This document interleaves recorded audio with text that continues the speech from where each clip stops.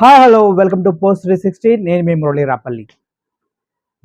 తిరుపతిలో జరిగినటువంటి డిక్లరేషన్ సభలో పవన్ కళ్యాణ్ తన డిక్లరేషన్ చెప్పడం జరిగింది. అది మీరు చాలామంది చూస్తుంటారు.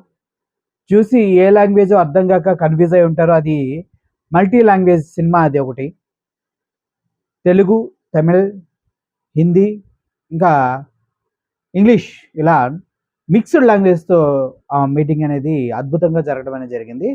అయితే ఆ మీటింగ్లో పవన్ కళ్యాణ్ గారు చేసినటువంటి వ్యాఖ్యలు అద్భుతమైన వ్యాఖ్యలు. అసలు మన హిందూ సమాజానికి ఎంతో ఎంతో ఎంతో ధైర్యాన్ని, బలాన్ని ఇచ్చేటువంటి వ్యాఖ్యలు చేయడం జరిగింది. కల్తీ గాళ్ళ తాట తీస్తా అని పవన్ కళ్యాణ్ గారు ప్రకటించారు.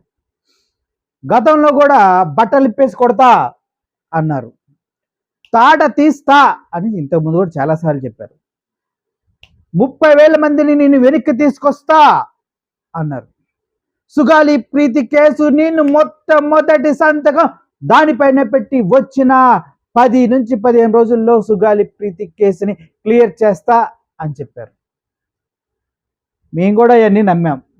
ఇప్పుడే మళ్ళీ తాటలు తీస్తా దగ్గరికే వచ్చింది వ్యవహారం. సనాతన ధర్మాన్ని పెంచి పోషించటం మీకు మంచిదై ఉండొచ్చు. హిందువులు మొత్తం దాన్ని ఒప్పుకోక తప్పదు. అసలు సనాతన ధర్మం అంటే ఏంటో పవన్ కళ్యాణ్ గారు తన నోటితో ఒక్కసారి అందరికీ మీడియా ముఖంగా కూర్చొని చెప్పాలని నేను ప్రార్థిస్తున్నా. కల్తీగాల తాట తీసి ఆ తాటని పవన్ కళ్యాణ్ గారు ఏం చేస్తారు? గతంలో ఎన్ని తాటలు తీశారు? ఆ తాటలని ఎక్కడ పెట్టారు? పవన్ కళ్యాణ్ గారికి తోళ్ల పరిశ్రమ ఏమైనా ఉందా? ఈ తోళ్ళన్ని తీసుకెళ్ళి బిజినెస్ చేస్తూ ఉన్నారా అని నా కింద కామెంట్స్ వస్తూ ఉన్నాయి. పవన్ కళ్యాణ్ గారు, మీ తాటలు తీయటం కూడా సనాతన ధర్మంలో ఒక భాగమేనా సార్? అలా అయితే మా తాట ఒలిచి మీకు చెప్పులు కుట్టిస్తాను సార్. మేము అన్ని మతాల్ని ఒకే విధంగా చూస్తాను. మరి అటువంటిప్పుడు హిందూ మతాన్ని పెంచి పోషిస్తున్నాను అని కాషాయ బట్టలు వేసుకొని మెట్లు తూడ్చి ఆ మెట్లు ఎక్కి ఇంత ఎందుకు సార్? అందరూ ఒకటే ఒప్పుకోవచ్చు కదా.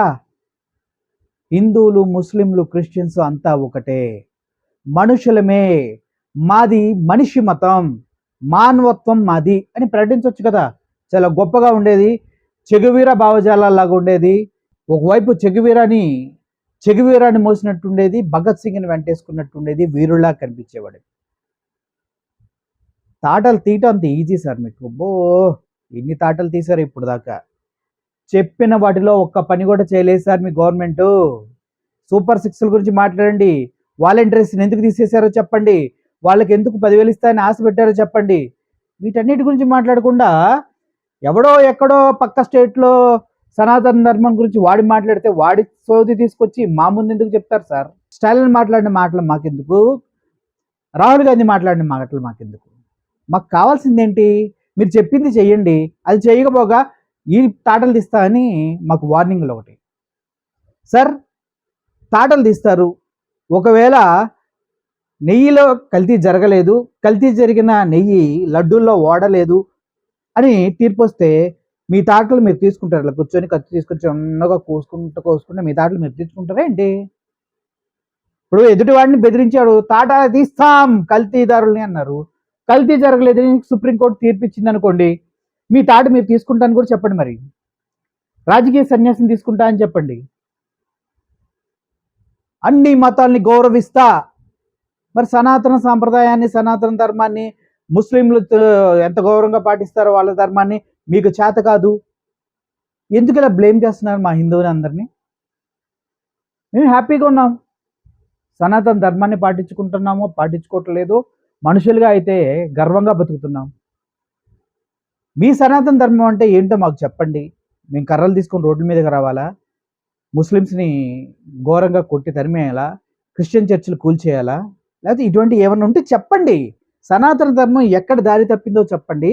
దానివల్ల ఇప్పటివరకు ఆంధ్రప్రదేశ్కి కలిగిన నష్టం ఏంటో చెప్పండి. లడ్డూల్లో వాడే నెయ్యిలో కల్తీ జరగలేదని సుప్రీంకోర్టు తీర్పిస్తే మీరేం చేస్తారో చెప్పండి అని సవినయంగా మిమ్మల్ని అడుగుతూ ఉన్నాం. మీ సనాతన ధర్మం, మా సనాతన ధర్మం ఒకటే.